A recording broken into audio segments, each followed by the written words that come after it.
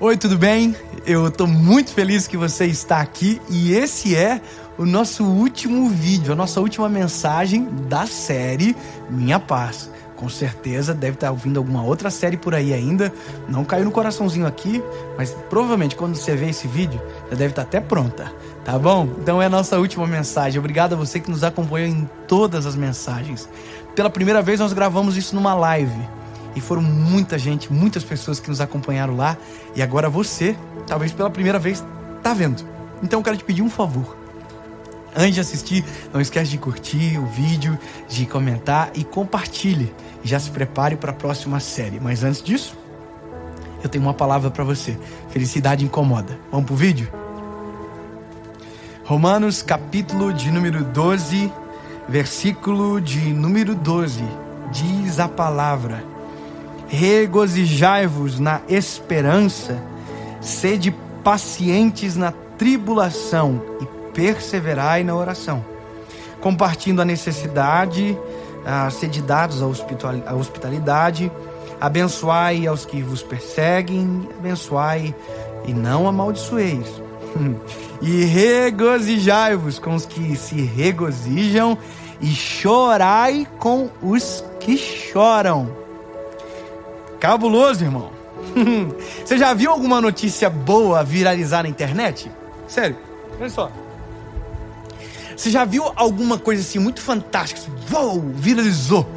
Alguém fez uma boa ação e viralizou. Você já viu? Não? É porque isso não é legal.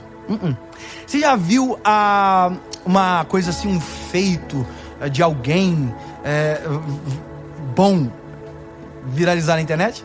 Não, né? Pois é. É porque felicidade, alegria, isso parece que as pessoas não gostam de compartilhar. Agora, experimenta morrer, querido. Experimenta morrer. Todo mundo vai virar seu amigo.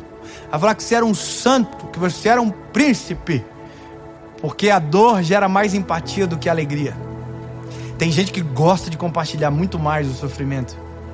E sabe, essa palavra, ela é uma palavra para abrir a sua compreensão sobre algumas coisas. Talvez para te dar uma noção de realidade e fazer você compreender a vida de uma maneira diferente, talvez sem muitas expectativas e algumas coisas. Olha só, quando a gente coloca muita expectativa no que o outro pensa sobre aquilo que a gente vai viver, aquilo que a gente está vivendo, a gente normalmente se frustra justamente por aquilo que eu acabei de dizer. A alegria, ela não gera tanta festa, sabe? Não, pelo contrário, gera desconfiança.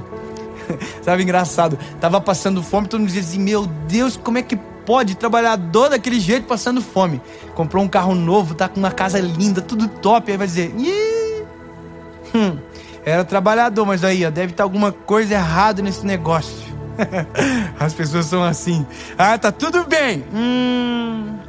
Dinheiro demais, né? Tá vendo? É por isso que é assim, ó. É porque, olha aí, ó. É porque realmente a dor, ela é mais empática. Parece que gera mais empatia do que a alegria. Só que veja, nós não podemos ser aquilo que o mundo está colocando como prática normal. A gente tem que ser aquilo que a Bíblia diz que é bom. Então nós temos que aprender a celebrar aquilo que Deus está fazendo na vida de alguém. A gente tem que aprender a sorrir. Quando na verdade a gente tá assim: ah, mas devia ser comigo. Pois é, mas não chegou a sua vez ainda. Você entende? Quando a palavra vai dizer: chorai com os que choram, é a primeira parte, tudo bem. Você já viu alguém tá passando necessidade, a gente: oh, meu Deus, vai chutar. Olha só que coisa linda. Porque parece que é melhor. Que loucura isso. Eu me lembro que na época da faculdade eu formei em Direito, tanto eu quanto a minha esposa, e teve um episódio que marcou a minha vida, assim, marcou a minha vida. Nós tivemos um semestre que talvez foi o mais difícil da universidade, e teve uma matéria que basicamente todos os alunos ficaram em recuperação, em exame, e eu não fiquei, graças a Jesus não fiquei, aleluia. E aí eu me lembro que eu estava feliz, comemorando, não fiquei em exame, glória a Deus, e eu recebi uma ligação de uma pessoa da faculdade. E a pessoa disse assim: oi, David, tudo bem? Tudo bem. Como você tá? Tudo bem, graças a Deus, top. Que legal. Então, queria perguntar pra você: sabe aquela matéria? Sei. Você ficou em exame? Eu falei, não, passei. A pessoa do outro lado começou a chorar. Oi, meu Deus, mas estava feliz até agora. Começou a chorar, porque o que ela esperava na ligação? Que eu compartilhasse uma má notícia, para que a má notícia dela não fosse tão má notícia como era. Entende? A gente às vezes tem uma vida difícil e a gente quer que todos tenham uma vida difícil, sendo que celebrar é a chave, muitas das vezes, de a gente romper com os cenários que nós estamos vivendo. É a questão clássica de a gente nunca conseguir celebrar aquilo que Deus está fazendo na vida de alguém, porque na nossa cabeça deveria estar sendo feito na nossa. Não, esse é o problema. A gente começa a tentar desconfigurar aquilo que está acontecendo. A gente começa a encontrar motivos para, desonrar aquilo que é bom, mas só porque a gente na verdade quer se sentir bem. Na verdade, quando a gente não consegue se alegrar com os que se alegram, é porque a gente sente que a alegria que é do outro, na verdade, deveria ser nossa. E porque a gente não aceita que a alegria do outro chegue primeiro que a nossa, a gente quer que o outro seja infeliz para que a nossa infelicidade seja compartilhada. Meu lindo, não. A vida não é assim. A gente tem que seguir aquilo que a Bíblia diz que é pra gente fazer.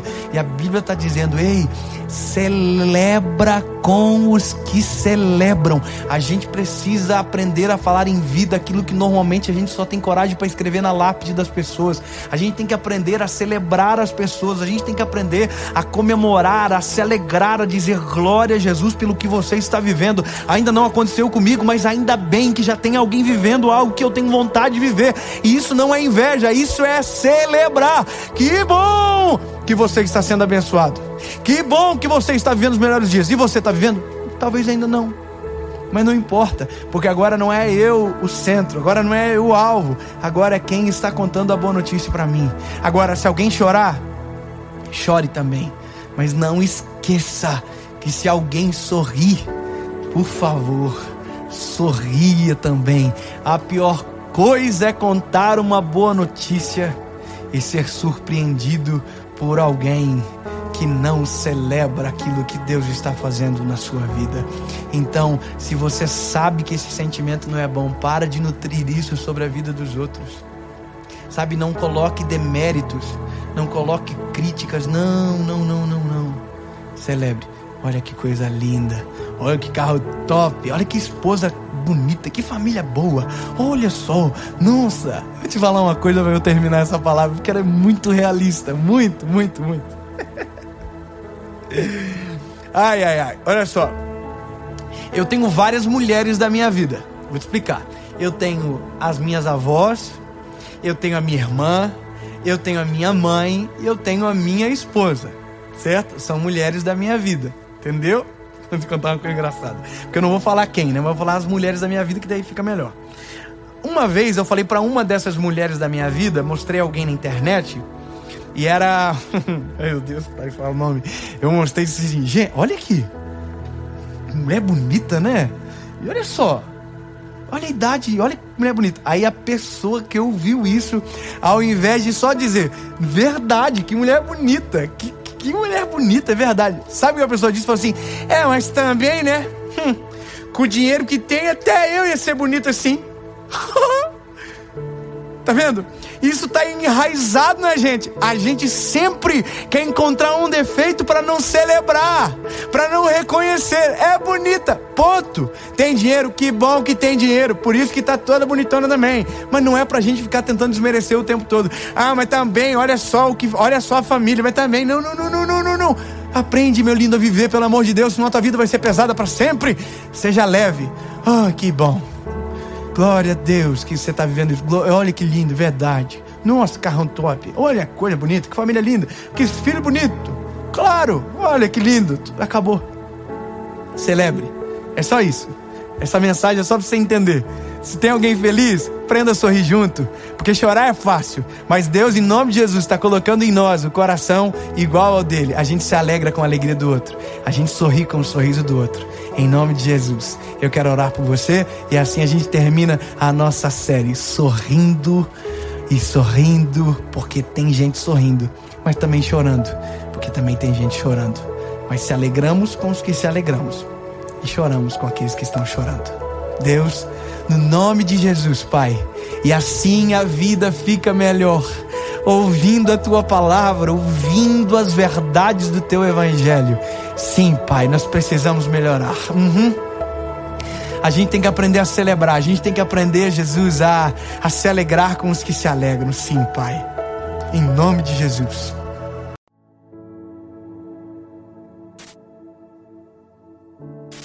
Salmos 63, verso 3 diz: porque a tua benignidade é melhor do que a vida, e os meus lábios te louvarão.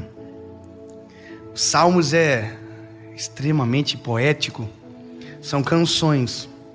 E aqui o salmista está dizendo que o Senhor, que a benignidade dele é melhor do que a vida. Ele está dizendo: olha, o Senhor é melhor do que tudo aquilo que eu conheço. O Senhor é melhor do que qualquer coisa, e por isso os meus lábios te louvarão. Ele associa esse elogio dizendo: olha, e é por isso que os meus lábios te louvarão. Ele está dizendo: olha, se eu sei disso, a minha atitude é correspondente àquilo que eu sei. Porque você já viu que hoje nós somos a geração da turma que diz que Jesus é top, né? Jesus é lindo, Jesus é maravilhoso, mas os lábios não exaltam. Jesus é lindo, não, mas os lábios, a vida não correspondem. Porque o salmista está dizendo: é melhor do que a vida. Tem gente que encara Jesus como uma filosofia. Então, se Jesus é uma filosofia, eu enquadro na filosofia, porque filosofia é algo extremamente subjetivo, tudo aquilo que eu quero. Se eu coloco Jesus como uma filosofia, eu atribuo a ele tudo aquilo que eu imagino. E aí nós ouvimos as máximas, né, de gente que diz que Deus está em tudo, que Jesus é tudo, mas não tudo de tudo, tudo de coisas. Jesus está aqui, tá? Aquelas bobiças, tudo que a gente ouve hoje. Isso é uma geração fraca da fé. Como não consegue justificar, fala qualquer coisa. E aí nós temos vertentes teológicas que surgem, que dizem que Deus é inacessível, mas também tem aqueles que colocam Jesus como um menininho de colégio. Você pode fazer com ele o que você quiser, que você pode brincar. E aí a gente transforma a intimidade em algo vulgar. Nós estamos hoje aprendendo que intimidade tem que ser exposta. Não, tem coisas que intimidade é para viver sozinho. Intimidade é isso, intimidade é coisas sozinhas, intimidade. Só eu e você sabemos. Íntimo. E aí, por isso que essa palavra do salmista provoca a nossa geração. Porque ele vai dizer: é melhor do que a vida. É melhor, é muito melhor do que a vida. E aí, eu fico vendo o que é o paradigma de vida para nós hoje. Nós temos o I have a dream, o sonho americano dentro da nossa pobreza, da nossa realidade. Eu quero casar, ter filhos. Antes disso, eu quero ter um carro, uma casa e quero fazer faculdade.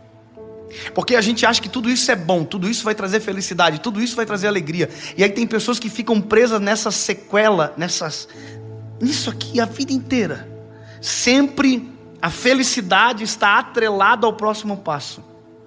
Agora não é feliz, não tem plenitude. A pessoa comprou um carrinho e ele diz: olha, quando eu tenho um melhor, aí sim. Aí comprou o melhor, quando eu tenho um melhor, e essa corrida nunca acaba. Quando eu comprar uma casa maior. E tem gente que nunca saiu nem da favela, porque pensa que a felicidade está naquilo que vai ter, não naquilo que tem. Eu me lembro uma vez que eu fui na casa de um rico. Que legal. Eu sou muito escandaloso, é verdade. Quem me conhece sabe que eu sou escandaloso. E eu não sei disfarçar as coisas. Eu entro olhando e falando: oh my God. É o meu jeito de fazer o quê? E eu me lembro que eu fui num apartamento. Essa história faz bastante tempo já. E eu era mais pobre que o normal ainda naquela época. Então eu estava mais impressionado ainda. Eu me lembro que eu fui num apartamento duplex. Uau. Eu nem sabia que apartamento até aquele dia tinha 2 andares. Vocês estão rindo porque vocês são tudo playboy, mas eu não sabia. Que eu entrei, eu vi uma escada, eu falei: o que é isso? Saída de incêndio? Não sei. Eu não sabia o que era. E aí eu entrei e fui pé direito duplo. Nossa! Eu também não sabia o que era pé direito duplo. Eu descobri ali. E aí, irmão, a máxima de tudo foi que eu cheguei na sacada do apartamento e tinha uma piscina. Eu falei, meu Deus, eles têm uma piscina na sacada do apartamento. E eu fiquei tão impressionado, e eu falei pro dono do apartamento, falei, cara, você tem uma piscina no seu apartamento? Ele olhou pra mim, ele viu que eu tava muito empolgado, ele falou, cara, faz uns 2 anos que eu não entro aí. Eu respondi ele, se fosse eu ia morar aí dentro. E aí, ele disse, eu vou te explicar uma coisa, Dave. Eu falei, fale. Ele disse, eu sonhava com esse imóvel aqui. Eu sonhei com essa piscina, eu sonhei com tudo isso aqui. E eu conquistei. E agora perdeu a graça. Eu falei, como assim perdeu a graça? Claro, faz 2 anos que eu não entro na piscina. Antes eu também vivia dentro dela. E não importa quão caro seja, depois que você tem, perde a graça. Não importa quão grande seja a conquista. Perto da minha cidade, em Jurerê Internacional, as Ferraris pegam um pó na rua, mas já tiveram debaixo de capas, com certeza. Não importa o valor, se é caro, se é barato. Eu me lembro a primeira vez que eu comprei um iPhone. Milionário. Eu nunca tinha tido um celular bom. Fui pregar nos Estados Unidos. Quando eu cheguei nos Estados Unidos, que eu fui na loja da Apple, eu olhei aquela loja e falei, eu sou 0,2% do mundo. Me achando, né? Comprei o iPhone, coloquei junto ao corpo e saí na rua. Irmão, Deus o livre, se resbalasse em mim, eu morria, mas o iPhone não quebrava. Perdeu a graça, acredita? A gente atrela a felicidade em coisas que perdem a graça, esquecendo de quem inventou a palavra, o significado da graça. E é por isso que somos a geração mais frustrada que o mundo já viu, porque depois que a gente conquista, perde o sentido. Eu ouvi uma história uma vez de um sábio egípcio, famoso na sua região. Um viajante chegou até a cidade dele e passou procurando de casa em casa aonde estava o sábio da cidade. E o sábio da cidade foi encontrado em uma casa simples, com poucos móveis dentro, sentado em uma cadeira simples, lendo um livro. E aquele homem viajante, muito rico, olhou para ele extremamente desconfiado e disse, você que é o sábio? E ele disse, olha, as pessoas me colocaram nessa posição, mas você é sábio. Aonde estão as suas riquezas? Aonde estão os seus carros? Aonde estão as suas mobílias chiques? Aonde é o seu palácio? Aí o sábio olhou para ele e disse, e aonde estão as suas riquezas? Aonde estão os seus palácios? Aonde estão os seus carros? E o viajante disse, olha, eu só estou de passagem aqui. O sábio olhou para ele e disse, pois é, eu também. Nós estamos de passagem aqui. E conforme diz Tiago, a nossa vida é um vapor que aparece e logo desaparece. Se você focar naquilo que vai perder a graça, se prepara para viver uma vida sem graça. Mas se você entender o que não perde a graça, se prepara para ter uma vida cheia de graça. Aí você vai chegar no que o salmista disse, o teu amor, a tua benignidade é melhor do que a vida. Você vai entrar no carro mais caro e vai dizer, conheço algo melhor do que isso. Você vai entrar numa mansão mais suntuosa, você vai dizer, eu conheço algo melhor do que isso. E ninguém vai entender, mas os seus lábios exaltarão ao Senhor, porque você descobriu que só nele, só nele eu conheço felizes, pessoas felizes que não têm um centavo, e conheço pessoas depressivas milionárias. Sabe o que isso me diz? Encontre o significado para ser feliz, e então seja. Está na palavra: o teu amor é melhor, a tua benignidade, a tua graça, a tua presença, o teu sacrifício, a tua vida, aquilo que o Senhor fez por mim é melhor do que tudo que eu conheço, é melhor do que tudo que eu sei, e é por isso que os meus lábios te exaltarão.